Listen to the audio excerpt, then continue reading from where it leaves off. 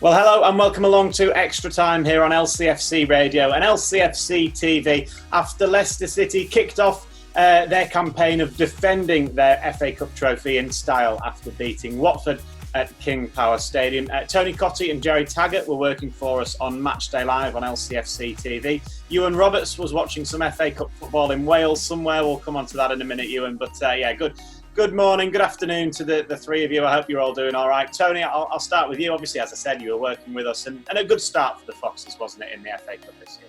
Yeah, it was, Dan. I mean, we spoke about it on Saturday. I think it's always difficult trying to defend the FA Cup.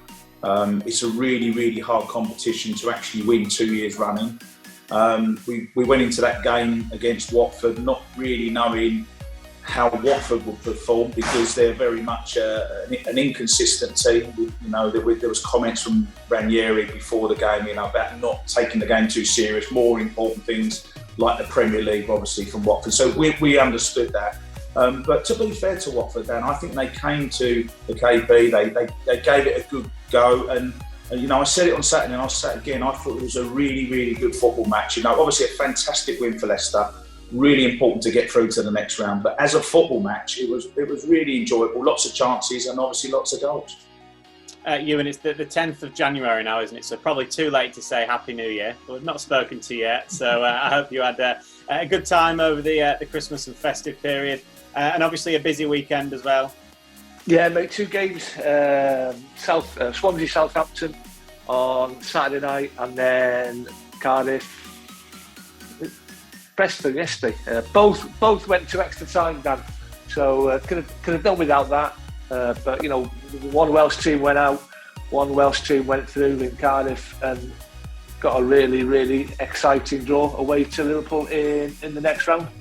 It was almost that unmemorable game, Ewan, that you forgot who they were playing. It was honestly. I was talking to TC before we came on air, and the second half it was such a hard game to work on. I mean, 2 very, very average teams. And in the end, you're just waffling along and you're just talking for the sake of talking. Speaking of talking for the sake of talking, Jerry Taggart.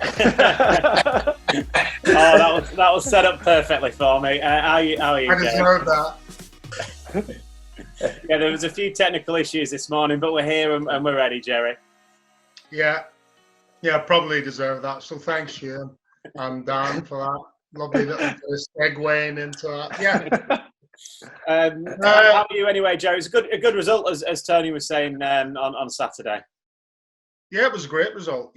Obviously, with what's happening at Leicester at the minute regarding the players that are unavailable for the side, Brendan Rodgers again having them, try and magic up a makeshift backline. On Saturday, with Hamza Chowdhury going in alongside Vestergaard at centre half, and how well did he do, Hamza Chowdhury? Lewis Brunk coming in, I thought he had a great game. Looked very composed, very assured of himself, and he's done himself no harm whatsoever. So all in all, even the subs that came on towards the end, played a part. But yeah, young Ademola Lookman as well playing up front, I thought was excellent. I think he had 2 or 3 assists on the day as well.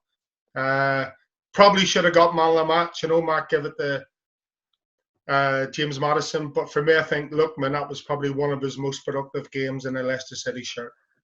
What did you make of the starting 11, Jerry, for Leicester? Brendan Rodgers didn't have many choices, did he? He didn't have many options. It's almost what he could have done apart from literally playing the kids.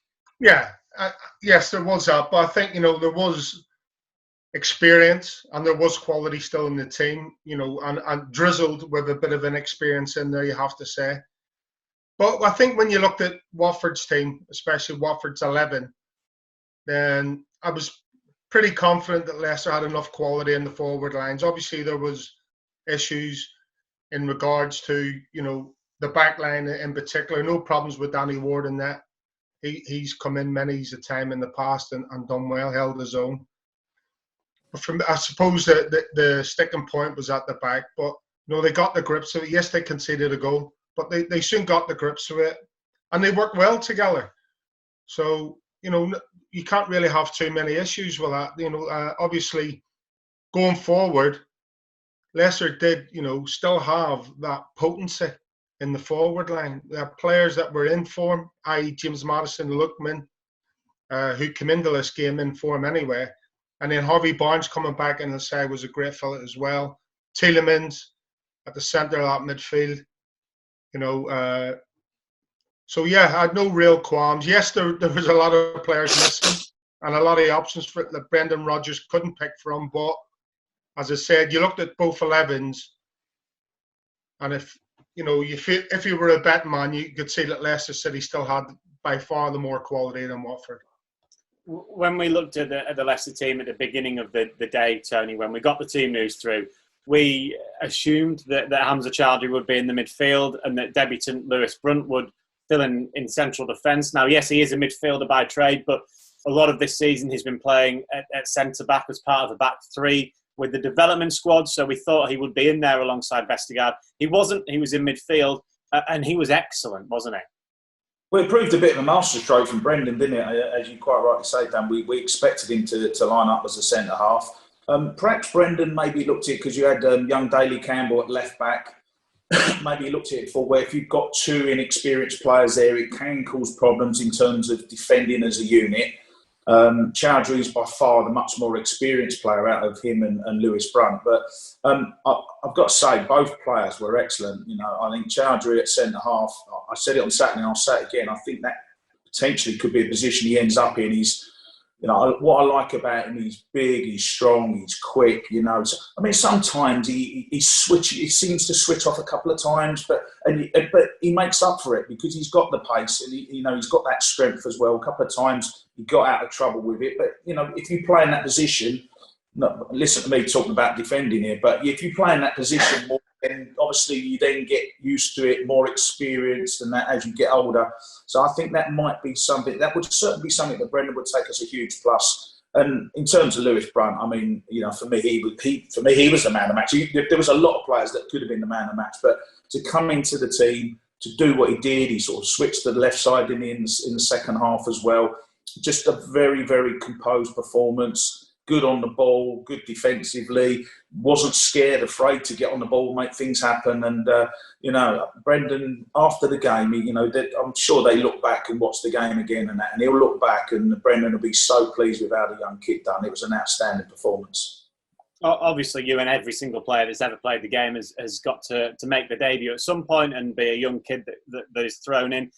What is that like? So what will Lewis Brunt have been feeling on Saturday morning? Those butterflies would have been in the stomach, that's for sure. I remember when Graham Taylor said to me many, many years ago that I think he told me on the Friday that I was going to be starting against Ipswich on the Saturday, playing against Terry Butcher. And you don't sleep a wink that night, Dan. Everything's going through your head. You're thinking about how you're going to play, what you're going to do, how you're going to affect the game. So it was a big moment for him. But as the lads have said there, he took it in his stride. And when you look at that starting 11, 7 of those players are 25 or younger. The future's bright for the football club. I saw the team. Obviously, I've not seen the game because I was working. I've seen highlights, and I saw the side. And you looked at the back four, and it's a back four that have never played together before. And you've got to give them credit for the way they performed. They had a couple of sticky moments which they got through. I think Hamza Chowdhury is probably the best game that I've seen him play was against Liverpool on the 28th. I thought he was absolutely magnificent in that midfield.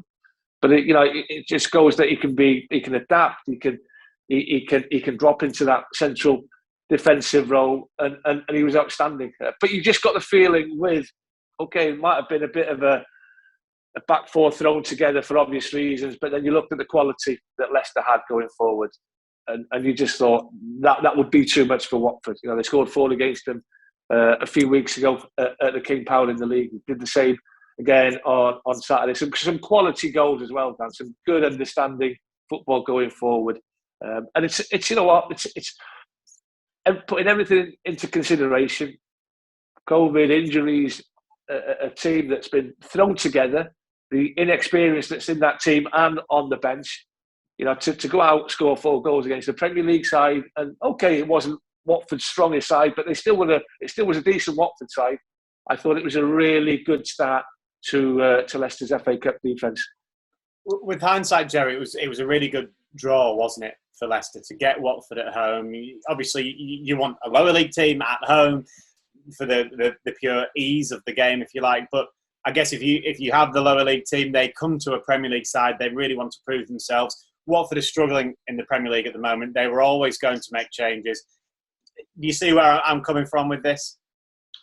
Yeah, ask Newcastle about that, playing a lower league side and getting dumped out. And that's always the caveat to playing a lower league side, Dan, is you are in danger of taking them lightly. And then a major cup upset is on the cards if you do that. And by having a fellow Premier League team come into town, it sort of stops you from doing that.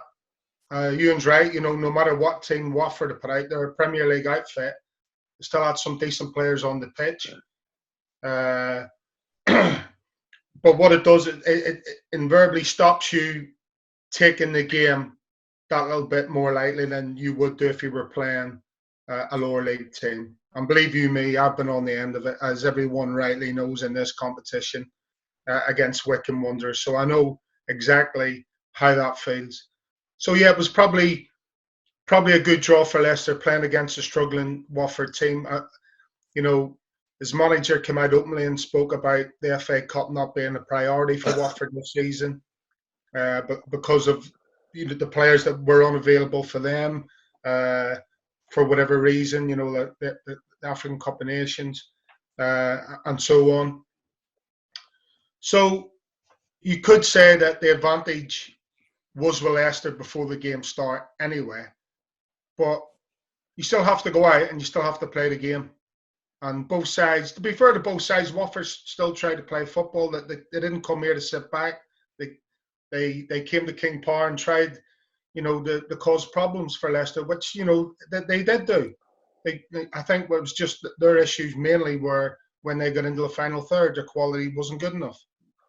And with Leicester, when you speak about the quality Leicester had in the forward areas, that was a telling factor at the end of the day, was the quality in the final third. And, it ended up being, a nice, easy afternoon at King Power Stadium and, floating through to the next round where, probably the dream ticket for a lot of Leicester City fans. Yeah, we'll come on to that FA Cup draw with Nottingham Forest a little bit later on, but just going quickly back to that the draw again, Tony. I guess whatever team that Leicester play this season, they've got the tag of holders, haven't they? And every team then will want to beat Leicester as a result of that.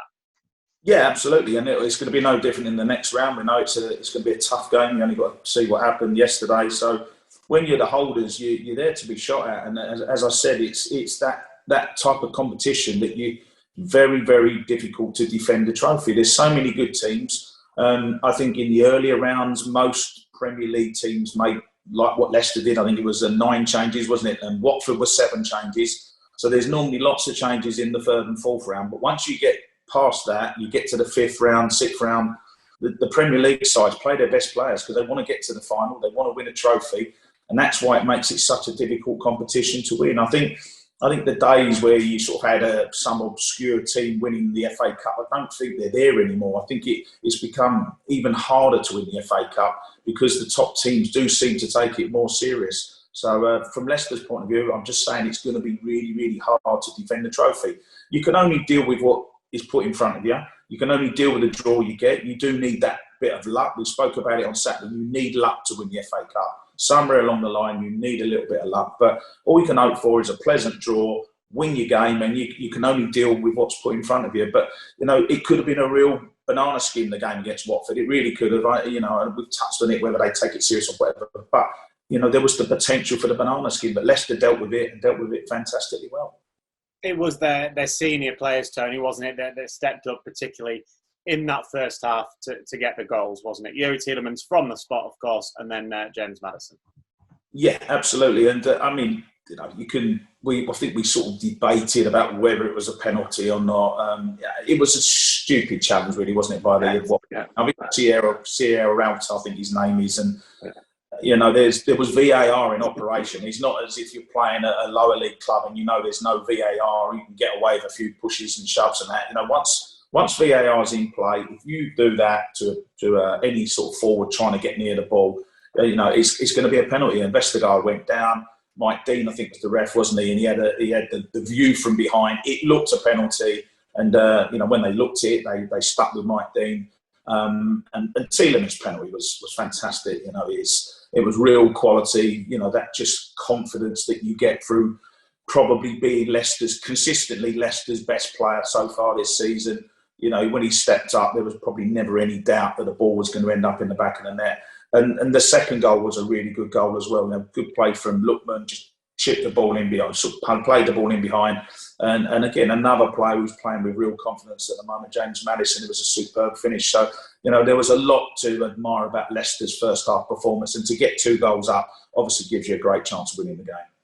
Yeah, it was a classic Leicester goal this season, actually, that second one, Tony, Ewan rather.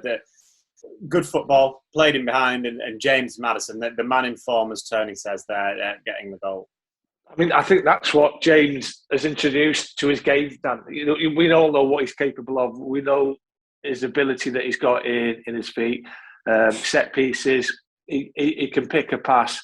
But I think if there's one thing that he wanted him to add to his game was those forward runs. Probably hadn't done it in his early part of his Leicester career. Didn't do it too many times when I saw him here in Norwich. But this season, he's done it time and time again.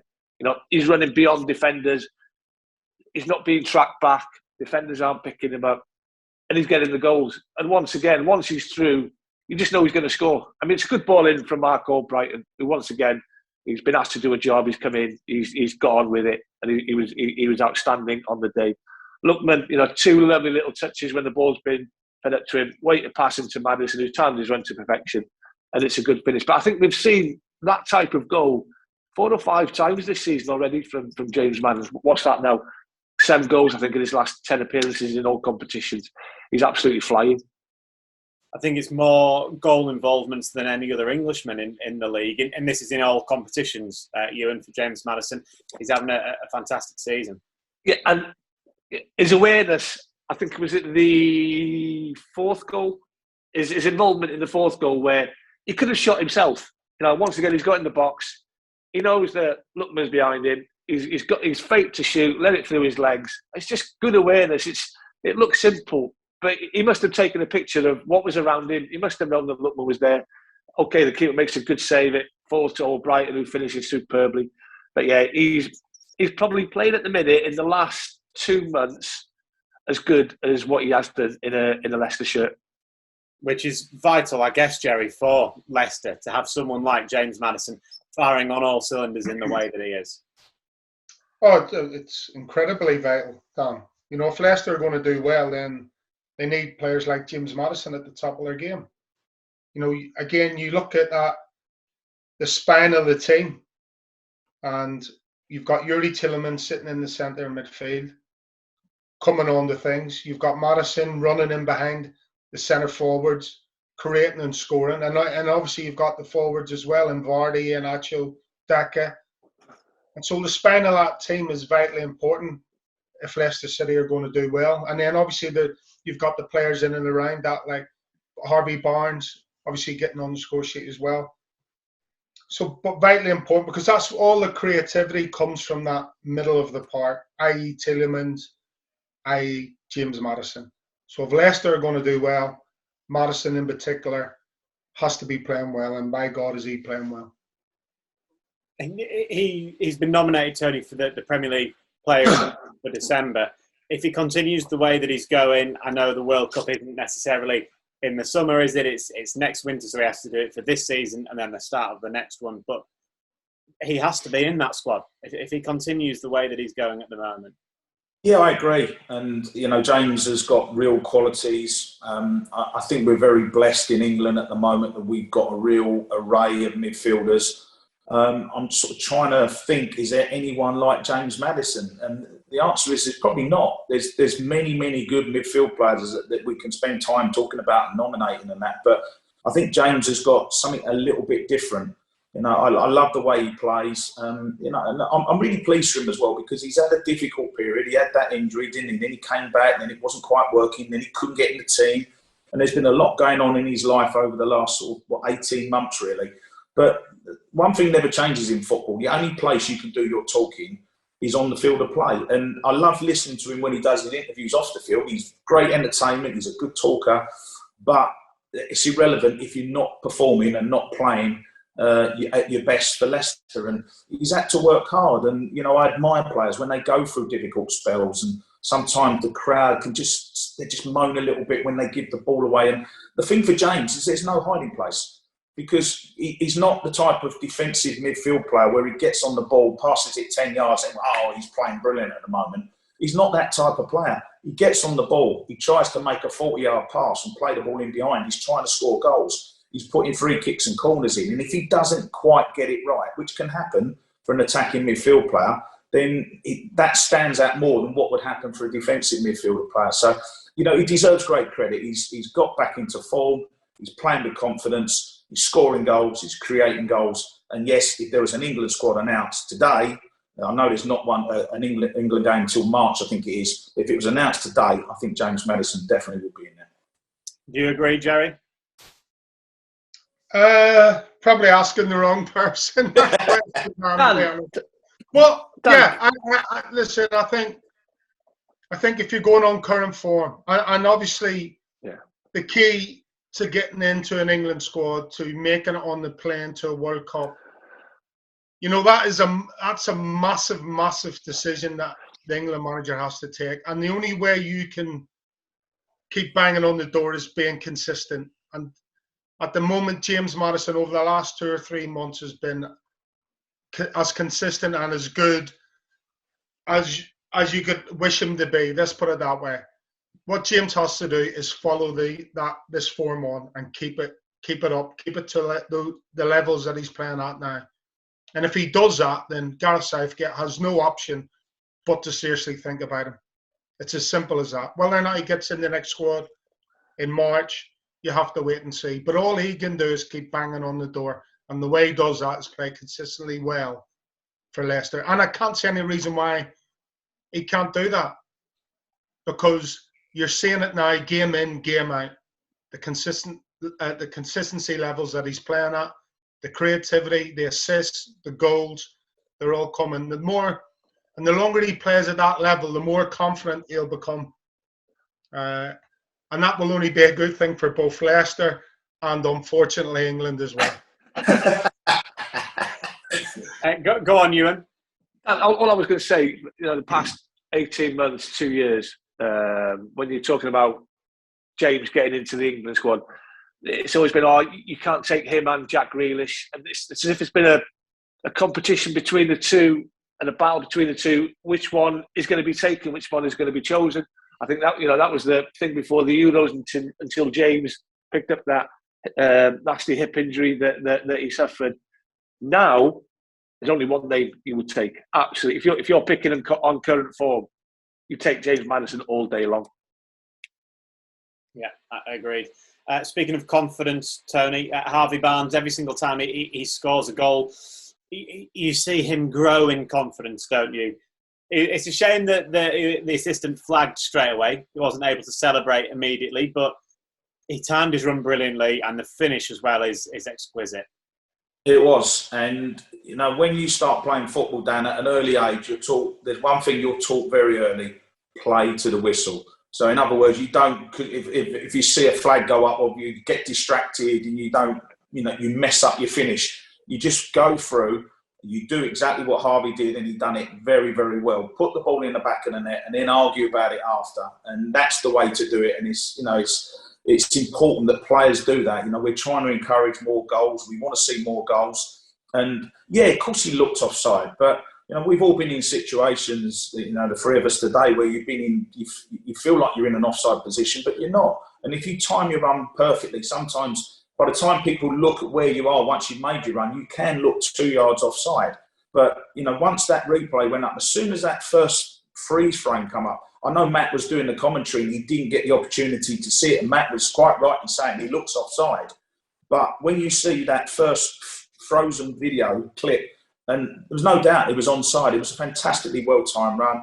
Good ball, I think it was from Lookman, wasn't it, down the line, and a great finish from Harvey. He's another one who needs confidence and needs to be scoring goals. And the players that are playing, I know there's so many players out for Leicester, but the ones that are playing seem to be playing with great confidence. And Leicester needed that goal because they went 2 goals up. They conceded pretty much straight away from Pedro. It was a poor goal to concede, and probably haven't touched on the turning point of the game, Dan. I think was probably Daly Campbell not being sent off, because if you're the score was 2-1, and Mike Dean's a referee. Now, Mike Dean, he ain't shy in showing red cards, is he? We know that over the years. He's very quick to get the red card out. And, I think looking back at it, Daly Campbell was fortunate. I know he slipped, but it was a foul that probably in normal circumstances was worthy of a yellow card. And that would have been his second yellow. He's only a young kid. He gets sent off. Leicester down 10 men. You're looking at a completely different game. So that little bit of luck, I spoke about it, perhaps that was a little bit of luck that Leicester needed. And then, of course, when Harvey gets the third goal, that was always going to be game over. We looked at each other, Jerry, didn't we, when we saw the first replay from the challenge from Daly Campbell. And there was a bit of a sense that Leicester had got away with one slightly there.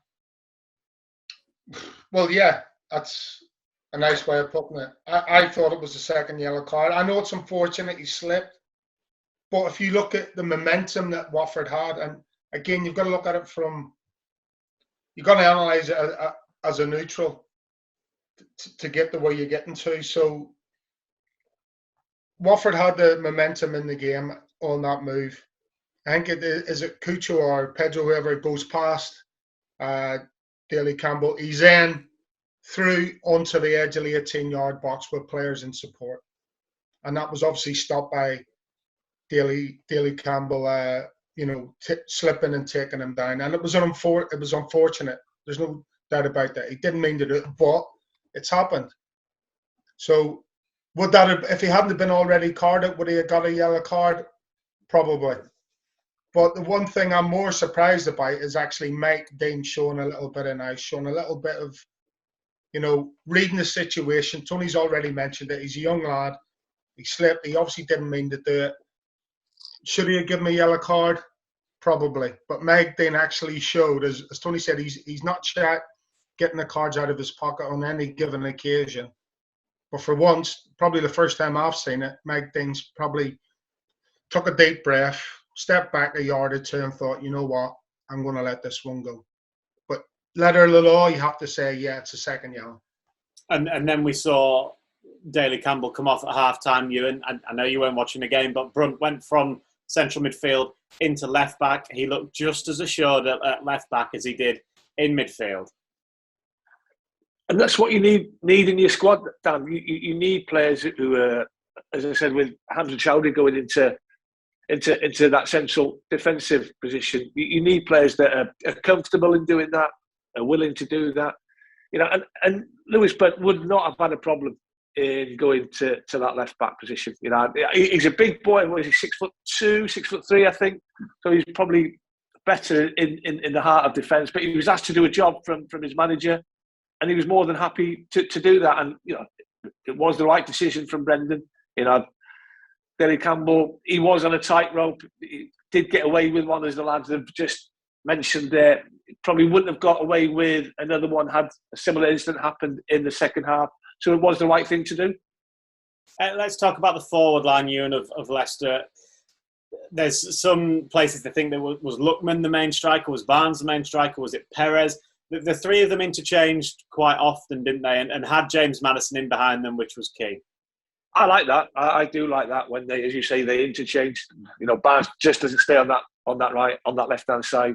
Perez on the right, Lookman as the main centre forward. They interchange, and that causes problems. It caused problems for Watford's back four. They weren't too sure who was picking up. They weren't going with the runners. They weren't communicating enough, and no wonder that Leicester scored 4 goals on the day.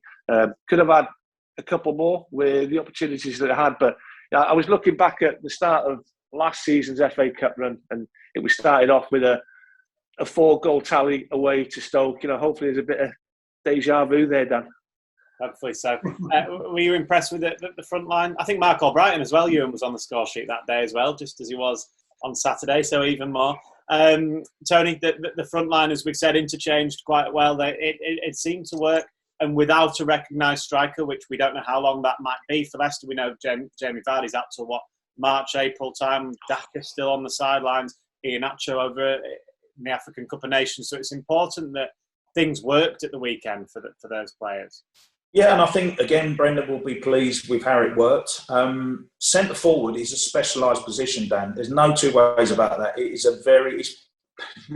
the hardest position to play on the field of play, because most of the time you've got your back to goal.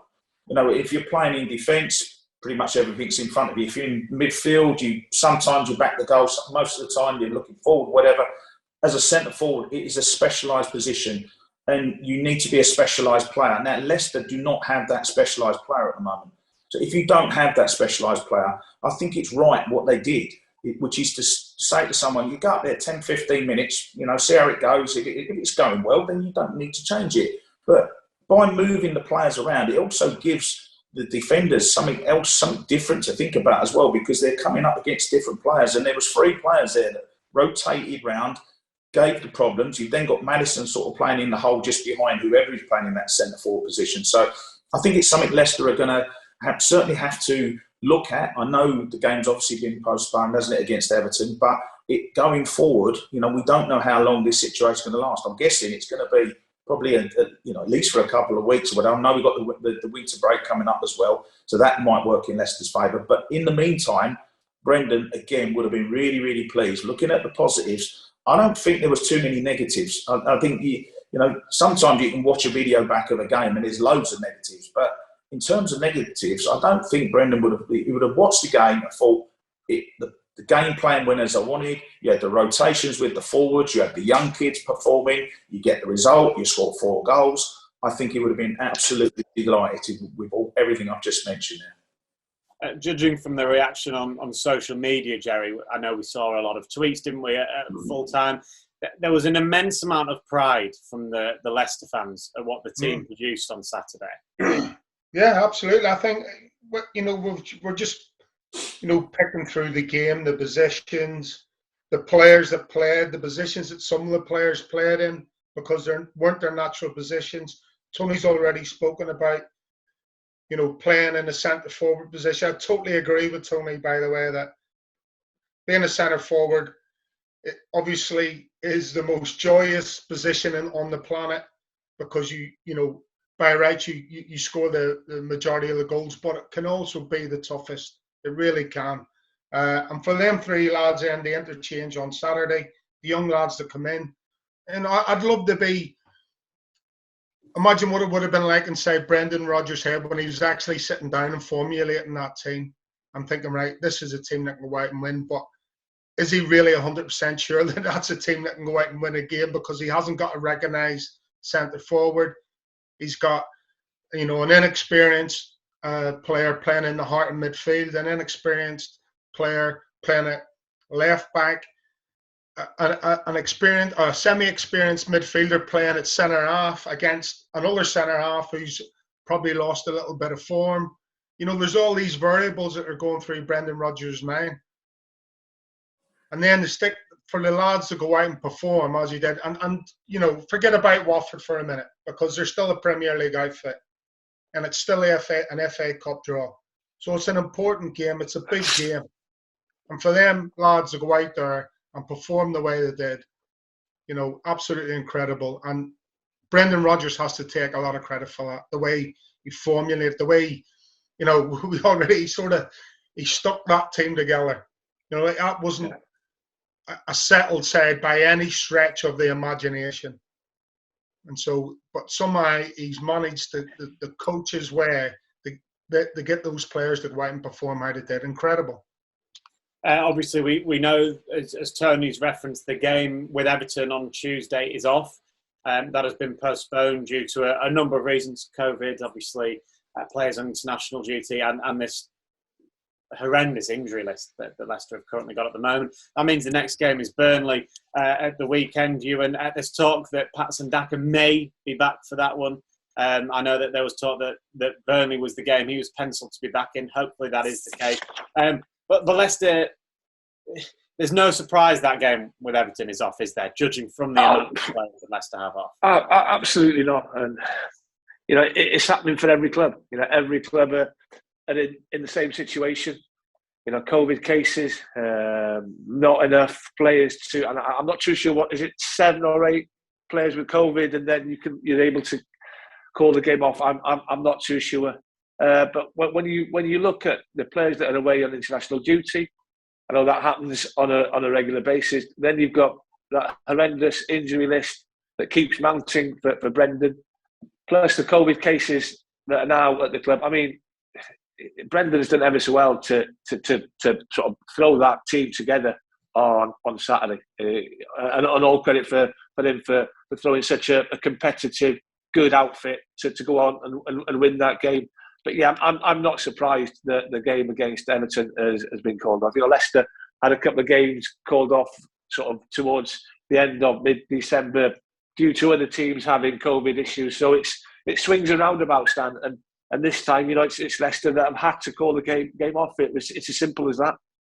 The holders, of course, in the hat then for the next round of the FA Cup. I think if you asked any Leicester fan, what they wanted from the draw, I think not many wouldn't have said Nottingham Forest away, put it that way.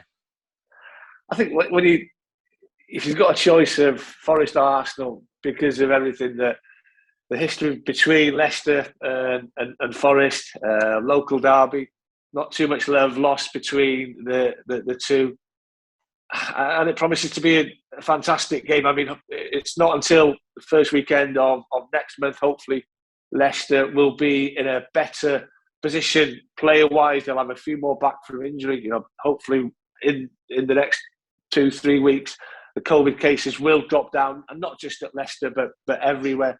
But yeah, it promises to be such a good game away at home in the City Ground. And I've got nothing but admiration for Steve Cooper. I've seen a lot of his team, of his Swansea team.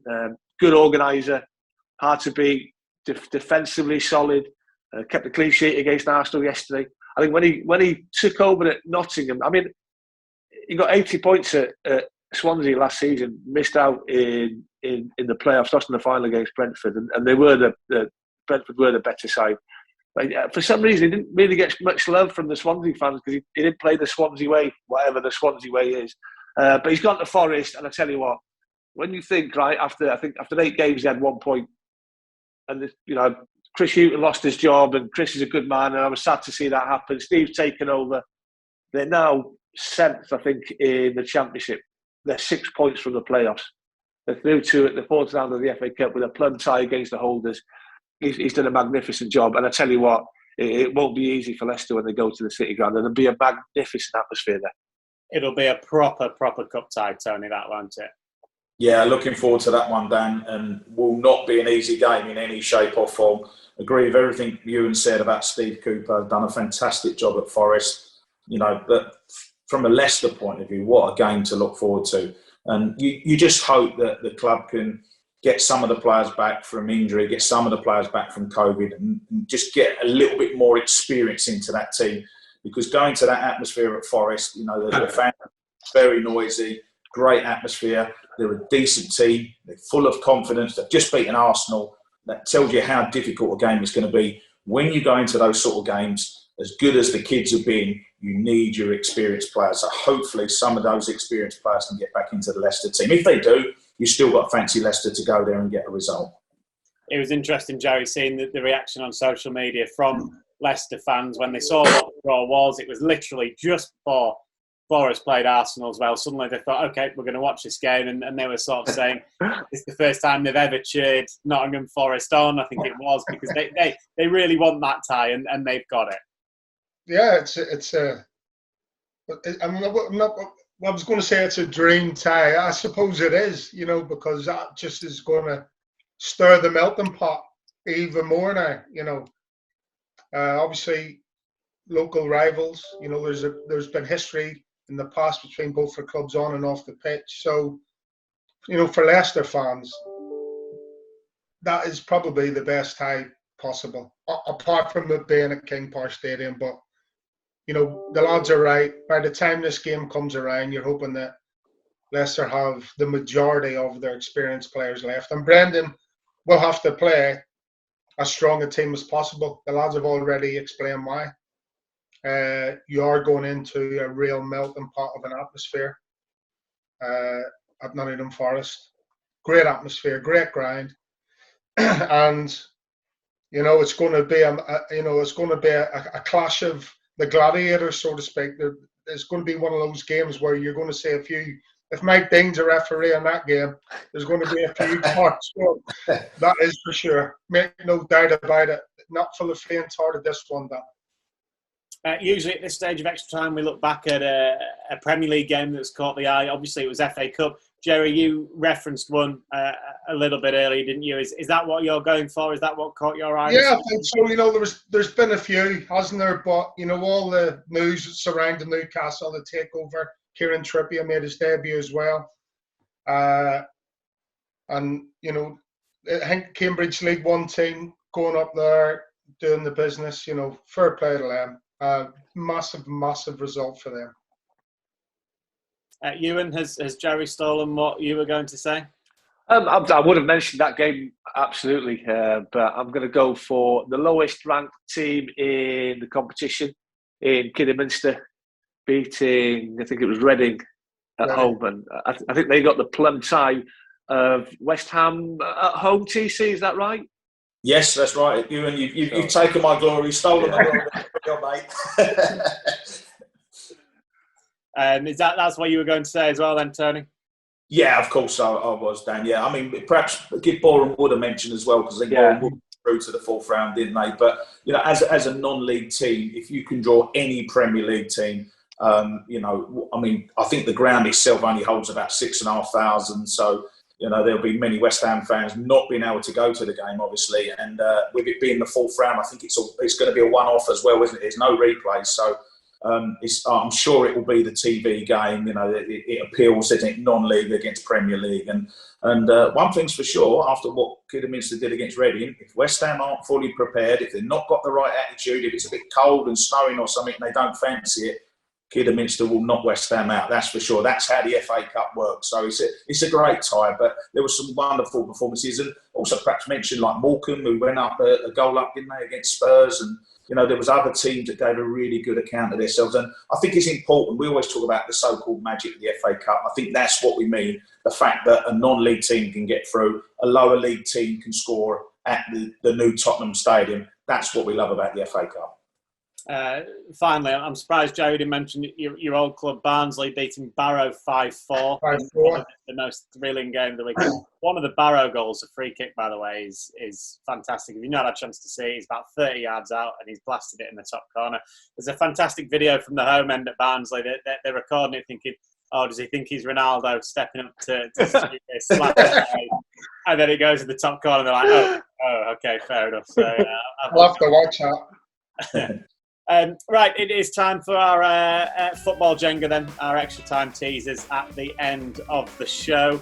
Ewan, I'm sure, has probably already thought about what topic it's going to be. You're like looking ahead, don't you? You've been on a good run of form at the end of 2020. 3 on the spin, Dan. 3 on the spin. Yeah, exactly. Let's see who wins the first one, though, of the new year. Right. With it being the FA Cup weekend, we thought, let's go back to one of Leicester City's best ever days in their history. Of course, that was back in May. Now, Tony, you're on my left-hand side, so you can go first. I want you three to name me, please, any of the players that featured in that FA Cup final. It can also be unused substitutes as well. So anyone in either of the two squads that were named at Wembley that day. So Chelsea against Leicester back in May. Obviously, that famous victory for Leicester. Right, Tony, kick us off, please. Kasper Schmeichel. Ewan? Johnny Evans.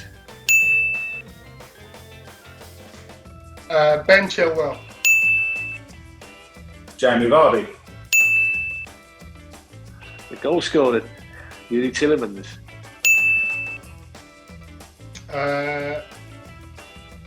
Marcus Alonso. Mason Mount. Mendy. Havertz.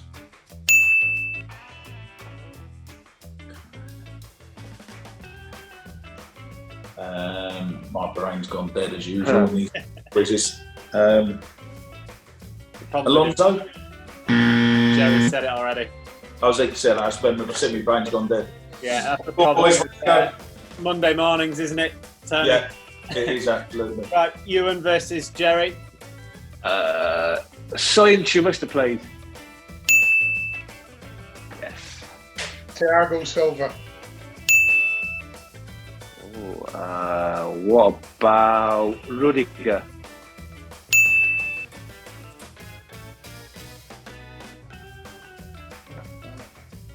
Castagna.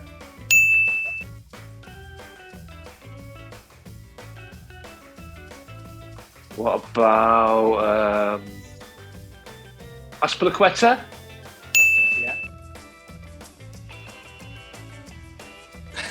Yeah. Luke Thomas. Correct. Good shout, Tex. Got the assist. Jorginho? Yeah. Perez.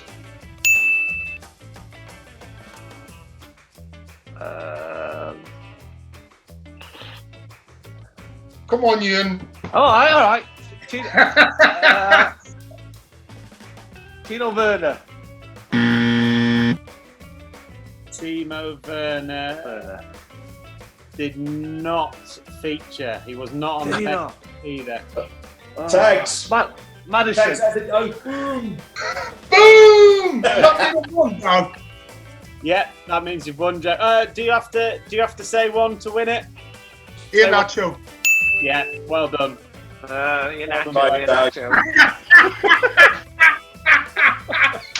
Boom! Yeah, there we go. The first one of 2022 is won by Jerry, and we've got a boom. So that's good to hear. Unlucky you.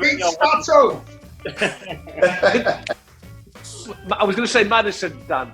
That was my other option. Yeah, he was on the bench. I'll quickly run through it then. So there's Schmeichel, Castagna, Johnny Evans, Fofana, Soyuncu, Luke Thomas, Ndidi and Tielemans. You didn't say Ndidi.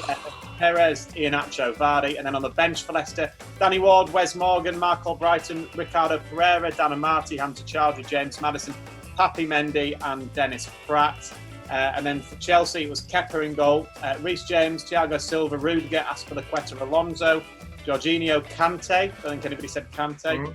Mason Mount, Hakim Ziyech and Kai Havertz. And then on the bench, there was Mendy, Chilwell, Zuma, Emerson, Gilmore, Hudson-Odoi, Pulisic, and Olivier Giroud as well.